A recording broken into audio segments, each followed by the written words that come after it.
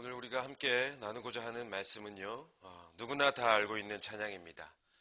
예수님이 말씀하시니 물이 변하여 포도주 됐네. 예수님이 말씀하시니 물이 변하여 포도주 됐네. 일명 가나안 혼인잔치라고 불리는 그런 사건이죠. 이 사건은요, 예수님께서 이 땅에서의 사역을 이제 막 시작하시면서 공생애 중에 보여주신 첫 번째 기적이라는 점에서 굉장히 중요한 의미를 가지고 있기도 합니다. 그러면 여러분, 제가 질문을 하나 드려볼까요? 여러분의 머릿속에 기억되고 있는 이 이야기의 교훈과 핵심은 무엇입니까? 많은 사람들이 이 이야기의 초점을 어디에다 두냐면요, 물이 변하여 포도주 됐네, 여기에다가 둡니다. 눈에 보이는 놀라운 기적의 결과에 와, 우리 예수님 정말 대단하시다 그럽니다. 하지만 틀렸습니다. 이 이야기의 진짜 핵심은 예수님 나에게도 말씀하셔서 새롭게 변화시켜 주소서. 바로 여기에 있습니다. 눈에 보이는 기적보다 눈에 보이지 않는 기적이 진정한 핵심이라는 말씀입니다. 그런데 우리가 이걸 놓치는 경우가 많이 있거든요. 여러분, 어쩌면 이 이야기 속에, 그리고 이 찬양 속에 이 시대의 한국교회와 우리 그리스도인들의 어둡고 슬픈 단면이 고스란히 담겨져 있는지도 모르겠습니다. 너무나도 괴로운 이야기임과 동시에 한 명의 목사로서 책임을 통감하는 일이기도 합니다만, 여러분, 지금 우리 한국교회의 상황이 어떻습니까? 한국교회는요, 지난 100여 년의 역사 동안에 전 세계적으로도 유례가 없는 놀라운 부흥과 성장을 해왔습니다. 제가 어렸을 때만 하더라도 교회에 대한 사람들의 인식이 참 괜찮았어요. 그래서 힘들게 전도하지 않아도 사람들이 알아서 교회를 찾아오는 경우가 많이 있었더랬죠. 그런데 지금은 어떻습니까?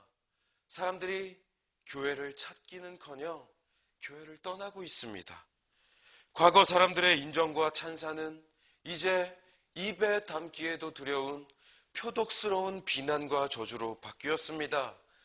기독교를 개독교라고 부르는 그 말 한마디에 모든 것이 담겨져 있는 거 아닙니까?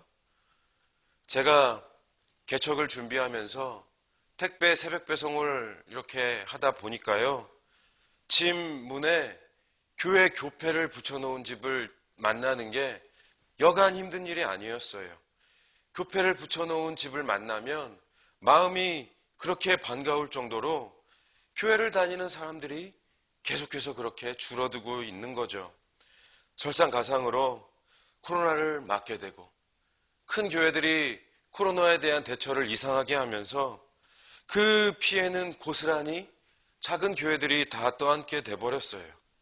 저도 그래서 지금 이 타이밍에 교회를 시작하는 것이 맞나, 주변의 반대도 참 많았고요. 제 스스로도 기도를 하면서 얼마나 많이 흔들렸는지 몰라요. 여러분, 지금 한국교회가 얼마나 심각한 상황이냐면요, 유럽과 미국의 교회들을 보면 위대한 신학자들이 쏟아져 나왔던 신학의 메카 독일, 그리고 개혁주의의 최후의 보루라고 불렸던 네덜란드, 그리고 세계에서 가장 많은 선교사를 파송했던 미국이요, 정말 실제로 이 나라들의 교회들이 술집이나 클럽 같은 유흥업소로 리모델링 돼가지고 팔려나가는 경우들이 지금 비일비재하게 일어나고 있습니다. 예배드릴 교회를 찾기가 너무 어려워졌다는 거예요. 그런데 우리 한국교회도 그렇게 될 수 있다는 겁니다. 언젠가는 우리의 자녀들도 예배드리고 싶어도 예배드릴 교회를 찾을 수가 없는 그런 상황이 발생할 수 있다는 겁니다. 여러분, 무엇 때문일까요? 교회 지도자들의 책임? 맞습니다. 목사로서 그 책임과 질책을 피하지도 부정하지도 않겠습니다. 목회자들의 타락, 목회자들의 실패가 가장 큰 이유 중에 하나가 맞습니다. 그런데 저는요, 더 큰 이유는 따로 있다고 생각을 합니다. 그것은 바로 신앙의 변질. 신앙의 변질.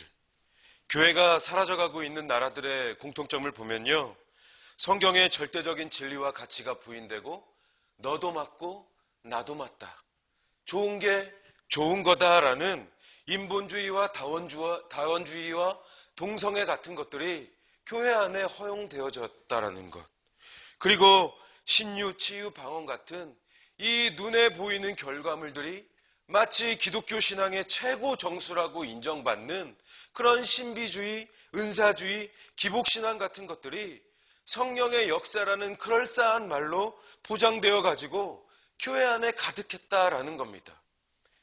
그런데 한국교회도 이 길을 똑같이 가고 있거든요. 물이 포도주로 바뀐 그 눈에 보이는 결과에만 집중이 되어 가지고 그저 예수 믿고 복받고 그저 예수 믿고 잘 되는 것만이 신앙의 최대 목적인 기복신앙에 빠지고 내 삶에 축복을 베풀어줄 슈퍼스타 지저스 크라이스트에 대한 환상만 키워갈 뿐 내 자신의 죄에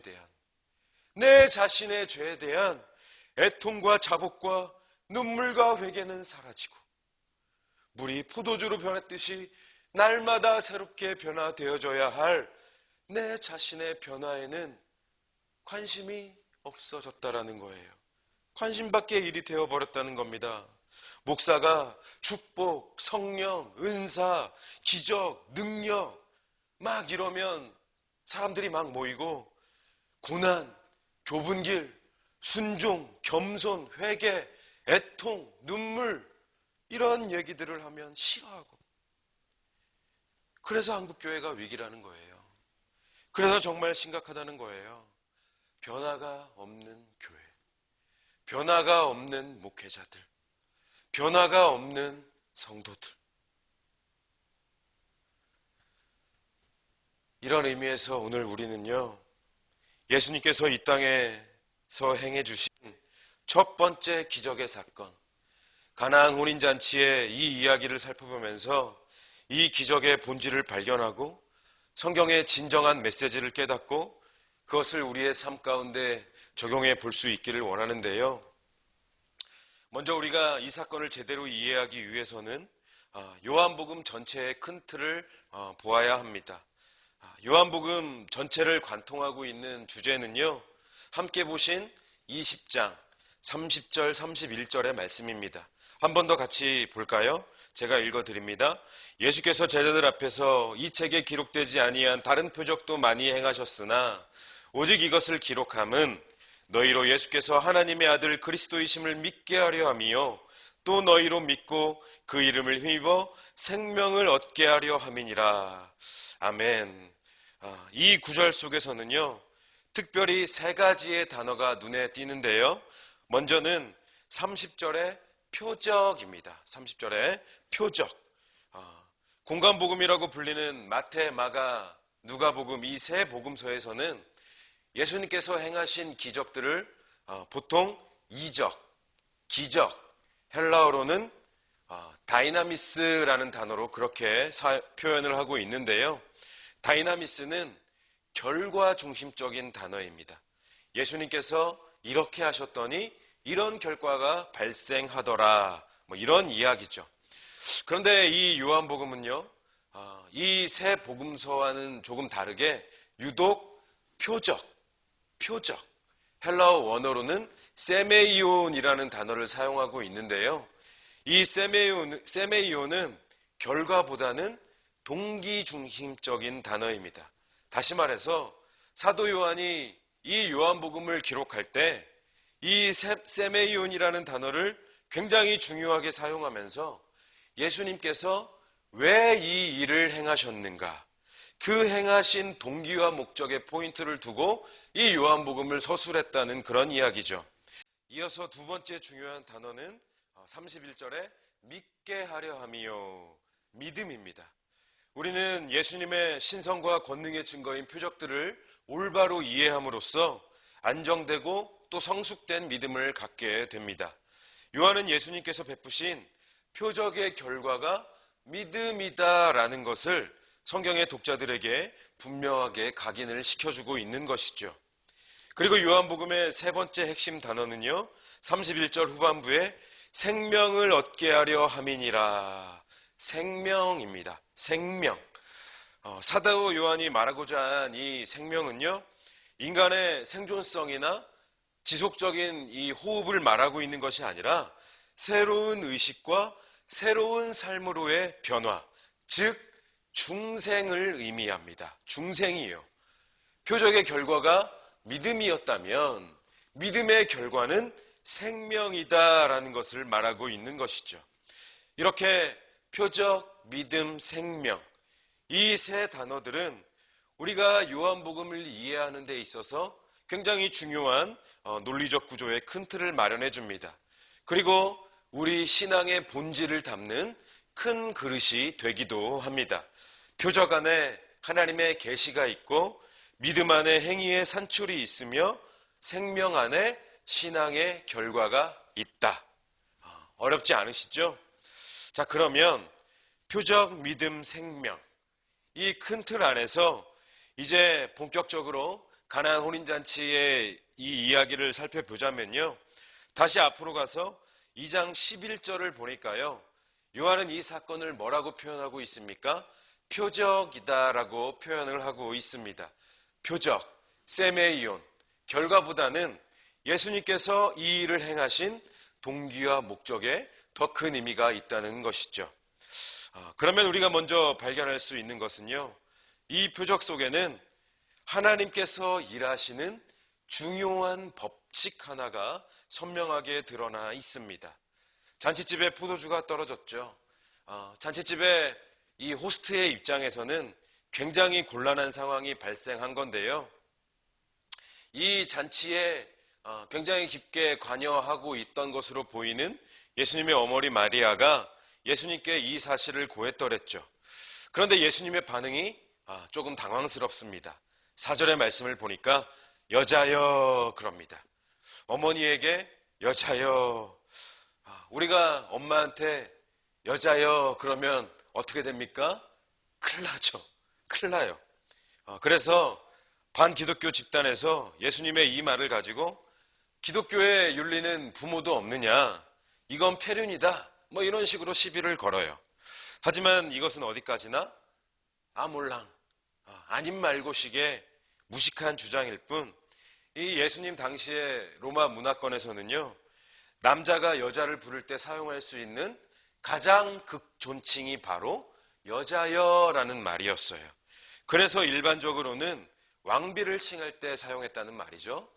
우리가 그 외화 같은 것들을 이렇게 볼 때도 왕비에게 my lady 뭐 이렇게 표현을 합니다. 기독교를 대적하는 자들의 이 아몰랑식의 무식한 시비와는 달리 이것은 오히려 어머니 마리아를 향한 예수님의 깊은 효심과 존경심이 드러나는 그런 대목이라고 할 수 있죠. 잠깐 더 짚고 넘어가자면요, 우리 기독교가 항상 이 제사 문제로 폐륜 종교다 뭐 이렇게 핍박을 받지 않습니까? 부모와 조상에 대한 예의가 없다 뭐 그러는데 결코 그렇지 않죠. 예수님께서 십자가에 달려 돌아가실 때 그 위대하고 큰 역사를 이루시는 그 순간에도 예수님은 제자들에게 어머니 마리아를 부탁하셨고요. 그리고 십계명에서도 사람이 사람에 대해서 행해야 할 가장 첫 번째 계명으로 뭘 주셨습니까? 내 부모를 공경해라. 내 부모를 공경하라. 이거를 제대로 실천하지 못하는 우리들에게 문제가 있는 거지, 성경의 가르침 자체는 부모에 대한 효를 굉장히 강조하게 우리에게 교훈하고 있다는 것이죠. 자, 이 이야기는 이쯤 해두고요. 여자여에 이어지는 예수님의 말씀은 나와 무슨 상관이 있나이까? 내 때가 아직 이르지 아니하였나이다. 이 말씀은요, 단순히 어머니의 요청에 대한 거부나 회피의 말씀으로 하신 것이 아니고요. 예수님은 지금 하나님께서 일하시기로 작정하신 내 때, 하나님의 때가 있다라는 것을 말씀하고 계시는 거예요. 즉, 하나님께서는 인간의 요구에 따라, 상황의 요구에 따라 움직이고 일하시는 분이 아니시라 하나님께서 작정하신 그 때에, 하나님께서 계획하신 그 때에 하나님은 그때 일하신다. 하나님의 일하시는 법칙을 말씀하고 계시는 것입니다. 그런데 사실 우리는 어떻습니까? 굉장히 급하고 인내와 기다림에 굉장히 미숙한 사람들이죠. 당장 저부터도 어떤 기도 제목을 가지고 오랫동안 기도하면서 응답을 기다리는 일에 익숙하지 못해요. 빨리 좀 응답해 주시지. 내가 계획하고 내가 원하던 그 타이밍에 응답이 없으면 기도 안 들어주셨다고, 이건 하나님의 뜻이 아닌갑다 그럽니다. 그러다가 하나님의 응답을 놓쳐버릴 때가 얼마나 많이 있는지 몰라요. 하지만 모든 일에는 하나님의 때가 있다는 겁니다. 그때는 우리의 생각보다 빠를 수도, 아니면 매우 더딜 수도 있습니다. 왜 그렇습니까? 그때를 정하는 판단은 우리가 하는 것이 아니라 하나님께서 하시기 때문입니다. 그때에 대한 판단은 하나님께서 하시는 거예요. 저희 아이들이 자라가는 걸 보니까요, 이 하나님의 때라는 게 조금 더 잘 이해가 되는 것 같아요. 아직도 생생히 기억이 나는 게, 저희 첫째가 이제 막 돌이 지나서 이유식을 먹던 시절에 저희 아내랑 저랑 간만에 탕수육, 짜장, 짬뽕 세트를 시켜가지고 이렇게 맛있게 먹고 있는데, 이 조그만 녀석이 그거를 달라는 겁니다. 말도 못하니까 막 이러면서 그 탕수육을 달라는 거예요. 아빠의 입장에서는 그 얼마나 주고 싶어요. 얼마나 주고 싶어요. 그런데 주면 돼요, 안 돼요? 안 돼요. 그 기름기 많은 음식을 먹으면 이 소화시킬 능력이 없으니까 설사를 하고 배가 아프고 그래요. 주고 싶어도 못 줘요. 그때 제가 우리 첫째 예건이한테 그랬어요. 빨리만 커라. 빨리 크기만 해라. 아빠가 너 먹고 싶은 거 다 사줄게. 다 사줄게. 여러분, 하나님의 마음이 이와 같으실까요? 하나님은 우리가 원하는 그것을 줄 수 있을 때를 기다리시는 거예요. 그냥 기다리시는 것도 아니고 주면 받을 수 있는 그때가 되기를 애타는 마음과 애타는 사랑을 가지고 기다리시는 거예요. 우리가 무슨 대단한 인내를 가지고 우리가 그렇게 애써 하나님의 때를 기다려야 하는 것 같지만 사실은 오히려 하나님이 우리를 더 애타게 기다려주고 계신 거예요. 우리가 이걸 알아야 하는 거거든요. 그러면 계속해서 이어지는 이 어머니 마리아의 반응을 볼까요? 5절인데요. 마리아는 하인들에게, 그러면 계속해서 이어지는 어머니 마리아의 반응을 볼까요? 5절의 말씀인데요. 마리아는 하인들에게 무슨 말씀을 하시든지 그대로 하라. 무슨 말씀을 하시든지 그대로 하라. 이 말씀의 의미는요, 이제 어머니 마리아가 요청하던 자세에서 순종하는 자세로 바뀌었음을 의미합니다. 여러분, 이거 너무나도 중요한 이야기입니다. 하나님께 요청하는 일은요, 누구나 다 할 수 있는 일이에요. 하지만 무슨 말씀을 하시든지 그대로 하라. 순종은 완전히 다른 영역입니다. 순종은 완전히 다른 자세, 완전히 다른 스탠스예요. 제가 교육부서를 섬길 때 주일학교 아이들과 수련회 같은 거를 가보면요, 제가 그래요. 아이들에게 너네 오늘 하루 동안 선생님 말씀 잘 듣고 예배 열심히 잘 드리면 이따가 저녁 때 치킨 쏠게. 그러면 와, 치킨이다 환호하고 네 막 그렇게 대답을 곧잘 합니다. 그런데 돌아서면 언제 그렇게 대답했냐는 듯이 또 장난치고 또 말 안 들어요. 그러고 나서 저녁이 되면 이것들이 뭐라 그럽니까? 치킨 언제 먹어요? 어쩜 그렇게 뻔뻔할 수가 있는지 요구한 것에 대한 순종은 없으면서 치킨만 내놓으라고 그러는 거죠. 그런데 우리도 이 어린아이들처럼 하나님 이것 들어주세요. 하나님 이것도 해주세요. 요청은 그렇게 잘할 수가 없어요. 하지만 응답의 조건인 순종은 잘하지 않아요. 여전히 내 방식, 내 생각대로 하나님을 움직이려고만 했지 하나님 말씀에 내가 움직이고 내가 순종하려고는 하지 않아요. 하나님의 보좌를 움직이는 기도? 열심히 기도해서 하나님의 보좌를 움직인다고요? 아니요. 큰일 날 소리. 기도 다시 배우고 기도 다시 시작하셔야 돼요. 다음에 기회가 되면 기도에 대해서 자세히 말씀을 드리겠지만 여러분, 기도는요, 내 뜻을 하나님께 관철시키는 것이 기도가 아니에요. 내 뜻과 생각을 하나님의 뜻에 맞춰가는 과정과 시간이 바로 기도예요. 그게 기도예요. 그래서 기도가 어려운 거거든요. 내 뜻과 내 생각을 버리고 하나님께 순종하는 것이 이게 얼마나 어렵고 힘든지 몰라요. 여러분 기억하십시오. 하나님께서 허락하시는 모든 기도의 응답, 모든 축복의 출발점은 언제나 순종입니다. 순종이에요. 아브라함이 받았던 축복, 이삭이 받았던 축복, 요셉이 받았던 축복, 성경의 모든 축복의 법칙은 단 한 가지, 바로 순종입니다. 순종 없이 그 누구도 응답과 축복을 받지 못했고요.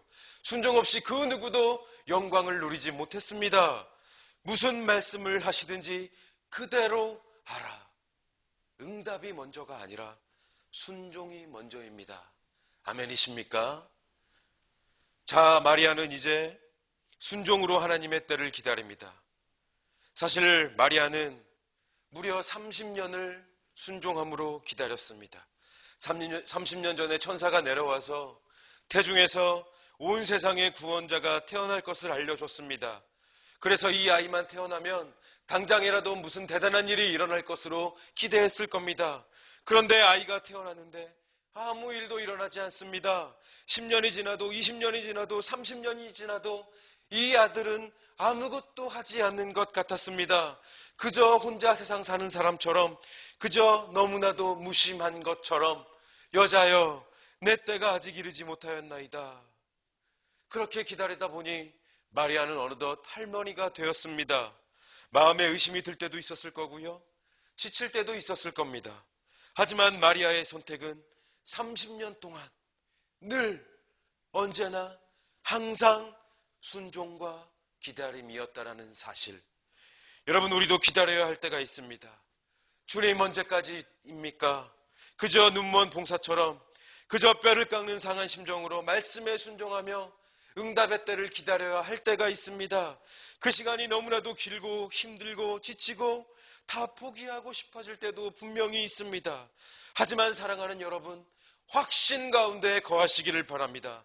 하나님의 때는 반드시 온다는 사실. 조금 더딜 수는 있지만 하나님의 때는 반드시 온다는 것. 하나님의 때는 분명히 온다는 것. 어떤 기도 제목을 가지고 오랫동안 기도하고 인내하고 계신 분들이 계십니까? 가족 구원의 문제, 물질의 문제, 건강의 문제, 자녀의 문제, 그 외에 수많은 문제들을 가지고 날마다 하나님 앞에 나아가서 눈물로 하나님의 옷자락을 적시며 그렇게 엎드려 눈물을 흘리는 분들이 계십니까? 다시 한번 강력하게 권면드립니다. 확신 가운데 거하십시오. 확신 가운데 거하십시오.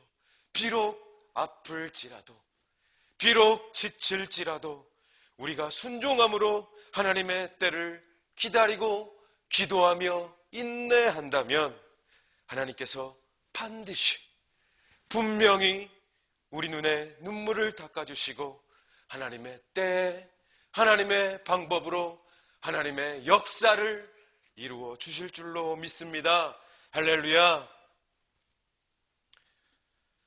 자, 이제 드디어 마리아의 기다림이 끝이 나고 드디어 하나님의 때가 이르렀습니다.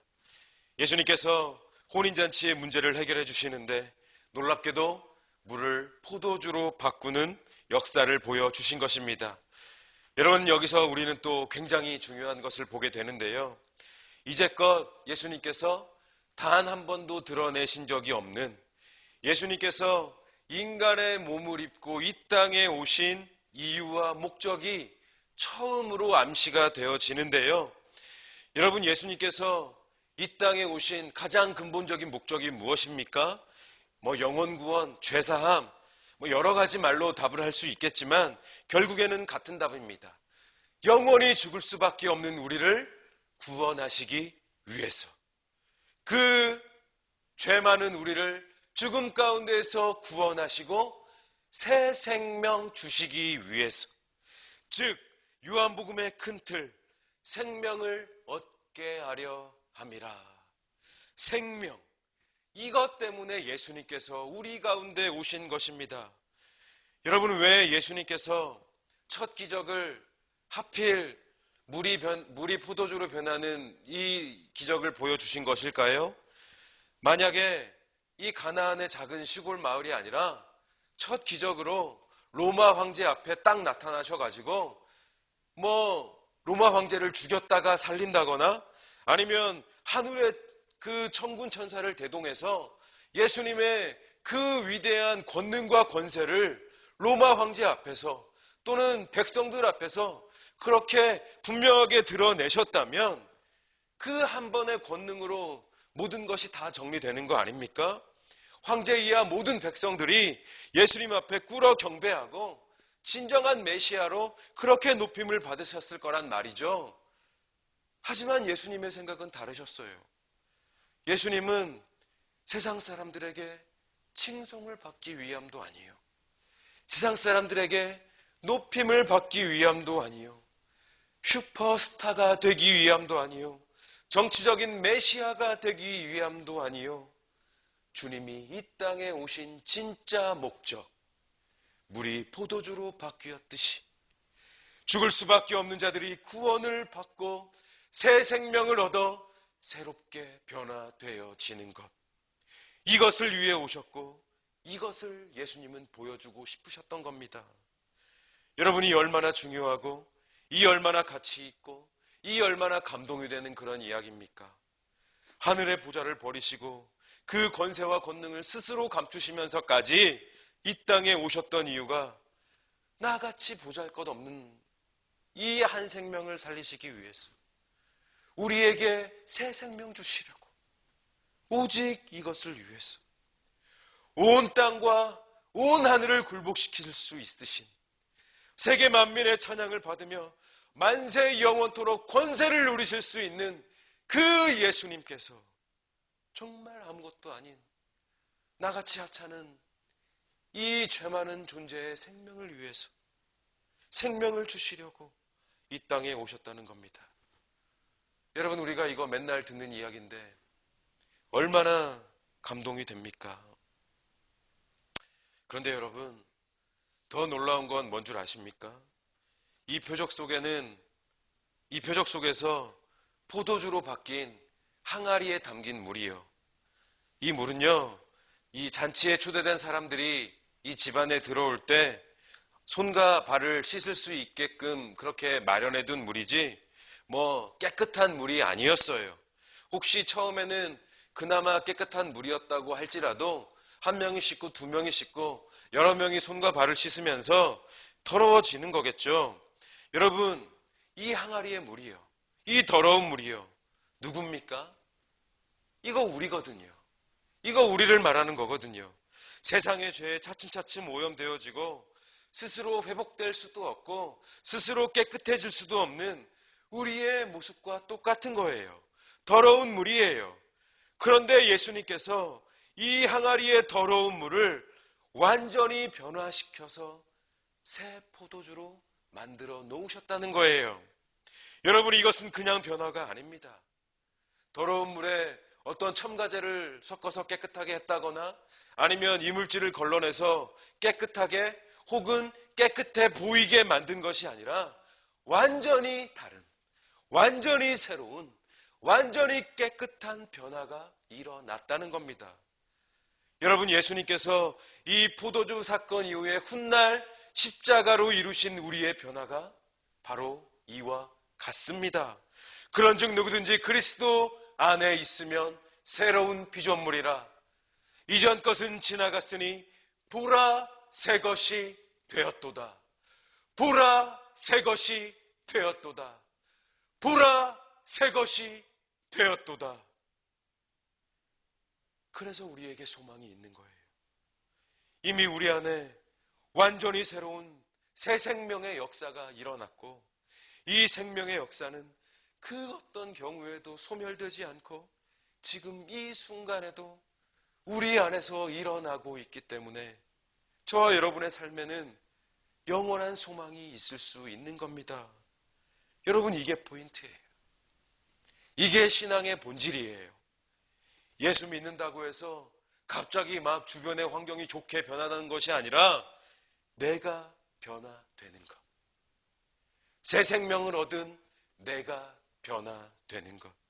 그래서 내가 바라보는 것이 바뀌고, 내가 생각하는 것이 바뀌고, 나의 꿈과 비전이 바뀌고, 내 습관이 바뀌고, 내 말과 행동이 바뀌는 것. 이것이 진짜 은혜고, 이것이 진짜 축복이고, 이것이 진짜 기적이고, 이것이 진짜 신앙의 본질이라는 말씀입니다. 그런데 여기서 중요한 것 또 한 가지는요, 물이 포도주로 변하긴 변했는데 그 품질이 어떠하냐는 거예요. 품질이 어떠하냐. 같은 포도주라고 해서 다 똑같은 것이 아니라는 거죠. 10절을 보면요, 잔치를 감독하던 연회장이 이 하인들이 가져온 포도주를 맛보고서 깜짝 놀랍니다. 우리 성경에는 좋은 포도주 뭐 이렇게 표현을 하고 있는데요, 영어 성경을 보니까 the best, 최고라는 거죠. 더러웠던 물이 그냥 포도주가 아니라 최고 품질, 최상 품질의 포도주로 변화됐더라는 거예요. 그런데 이걸 누가 인정하고 있다고요? 연회장이. 세상 사람들이 인정했다는 겁니다. 세상이 인정했다는 거예요. 세상의 온갖 더러운 죄와 허물로 죽어가던 내가, 그렇게 죽음 가운데서 더러워져 있던 내가 예수님께서 주신 새 생명으로 인해서 세상의 인정을 받고 세상을 이기는 겁니다. 할렐루야. 그래서 예수님으로 인해서 새 생명을 얻은 저와 여러분은요, 최고입니다. 더 베스트예요. 나이, 성별, 재산, 학벌, 건강, 이런 것은 하나도 중요하지 않습니다. 만물을 운용하시는 전지전능하신 하나님께서 우리에게 새 생명 주셨는데, 하늘이 굴복하고 땅이 굴복하는 이 말씀 한마디에 천지가 진동하는 그 하나님께서 우리를 최고의 인생으로 변화시켜 주셨는데, 그 누가, 그 무엇이 감히 그 누가 우리를 더러운 항아리에 물 취급할 수 있겠습니까? 없거든요. 혹시 가정 형편 때문에 가지고 있는 직업과 학벌과 또 외모와 물질과 소유 때문에 세상 앞에서 움츠러들고 세상 앞에서, 사람들 앞에서 작아지는 분들이 계십니까? 여러분, 늘 기억하십시오. 우리는요, 소유가 아니라 존재로 사는 사람들입니다. 소유가 아니라 존재로 사는 사람들이에요. 내가 가진 것이 많고 적음으로 인해서 그렇게 내 인생이 규정되고 판단되는 것이 아니라 내가 예수 그리스도로 인하여 새 생명을 얻은 자다. 내가 그런 존재다. 내가 만왕의 왕 되시는 하나님의 아버지의 자녀다. 이 존재로서 그렇게 세상을 살아가는 사람들이 바로 저와 여러분들입니다. 그래서 가난에도 초라하지 않고 부유에도 교만하지 않은, 소유가 아닌 존재로서 그렇게 규정되는 것이 바로 우리의 인생입니다. 더 베스트, 최고. 여러분, 믿으시기를 바랍니다. 계속해서 보면요, 유대인들의 잔치는 보통 7일에서 보름간 계속된다고 그럽니다. 그러다 보니까 매우 부유한 집안이 아니고서는 처음에는 좋은 포도주를 내가지고 손님들의 입맛을 즐겁게 해주다가 차츰차츰 손님들의 미각이 무뎌질 때쯤 품질이 조금 떨어지는 포도주를 내놓는 것이 일종의 관습 같은 거라고 그래요.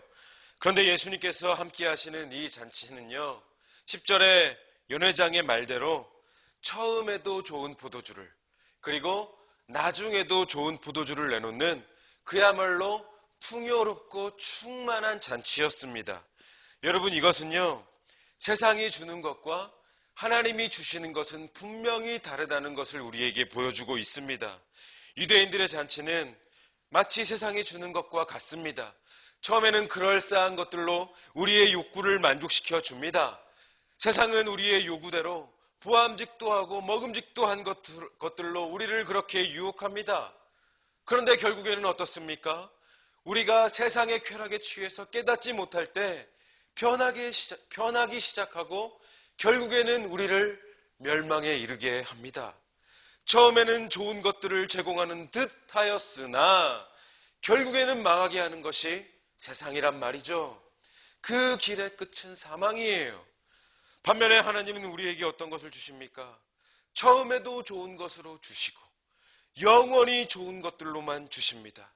처음과 끝이 동일하신 신실하신 하나님께서는 우리의 필요에 따라 항상 좋은 것들로만 주시는 분이신 겁니다. 그러기에 하나님께서 주시는 잔치는요, 언제나 즐겁고 언제나 값지며 언제나 충만합니다. 이러한 하나님의 공급하심이 우리 가운데 있기 때문에 저와 여러분의 삶이 앞으로도 좋은 것으로 충만하고 풍성하게 가득 차게 될 줄로 믿습니다. 자, 마지막입니다. 11절 마지막을 보니까요, 제자들이 그를 믿으니라. 제자들이 그를 믿으니라. 예수님께서 이 표적을 통하여서 우리에게 원하고 계시는 것은 예수 그리스도를 향한 온전한 믿음입니다. 믿음. 사랑하는 여러분, 온전한 믿음, 진짜 믿음 가지시기를 바랍니다. 믿음이 크냐 작냐 그런 거 따지지 마십시오.